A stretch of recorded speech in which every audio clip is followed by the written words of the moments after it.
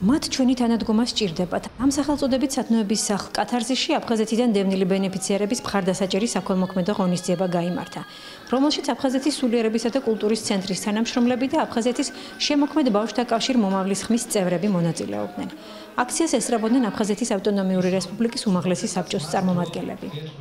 უკვე ტრადიციად გადაგვეცა ურთიერთობა კათარზისის ბინადრებთან, იმიტომ რომ ეს ადამიანები, ღვაწლმოსილი ადამიანები არიან ჩვენი წარსული და ჩვენ ყოველ წელს ულოცავთ მათ ახალ წელს. ვცდილობთ, რომ ამ ადამიანებს შევმსუბუქოთ ცხოვრება და მათთან გვერდით ვიყოთ. შეძახილია ეს, რომ მომავალი მაინც უფრო ნათელი იქნება და უკეთესი ვიდრე წარსული. ჩვენ მოვდივართ ჩვენს ხანდაზმულ ადამიანებთან, რომელთათვისაც მეორე სახლი გახდა კათარზისი, აქ არის ძალიან ბევრი ბენეფიციარი აფხაზეთიდან დევნილი, ვესალმებით მათ, ვეფერებით მათ, კიდევ ერთხელ ულოცავთ შობა ახალ წელს. იდეალური დღე იყო, ძალიან დიდი მადლობელი ვარ.